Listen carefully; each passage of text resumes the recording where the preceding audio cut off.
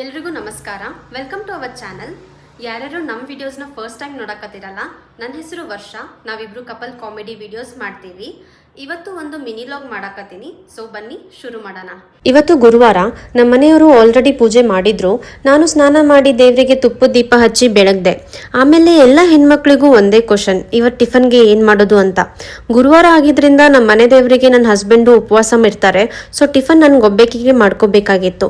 Daily ಉಪ್ಪಿಟ್ಟು ಅವಲಕ್ಕಿ ತಿಂದು ಬೇಜಾರಾಗಿತ್ತು. So ನಾನು ಇವತ್ತು ಒಂದು ಇನ್ಸ್ಟೆಂಟ್ ದೋಸೆ ಮಾಡಬೇಕು ಅಂದ್ಕೊಂಡು ಡಿಸೈಡ್ ಮಾಡಿದೆ. ಅದಕ್ಕೆ ಎಲ್ಲ ರೆಡಿ ಮಾಡಿಕೊಂಡೆ.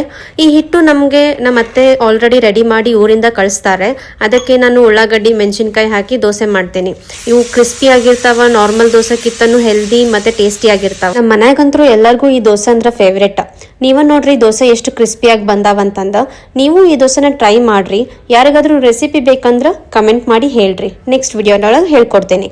ಇದು ಇವತ್ತಿನ ಮಿನಿ ಲಾಗ್. ಈ ವಿಡಿಯೋ ಇಷ್ಟ ಆದಲ್ಲಿ ಲೈಕ್ ಮಾಡಿ, ಶೇರ್ ಮಾಡಿ ಹಾಗೂ ಸಬ್ಸ್ಕ್ರೈಬ್ ಮಾಡಿ. ನೆಕ್ಸ್ಟ್ ವಿಡಿಯೋಲಿ ಸಿಗೋಣ. ಅಲ್ಲಿವರೆಗೂ ಟೇಕ್ ಕೇರ್. ಬಾಯ್.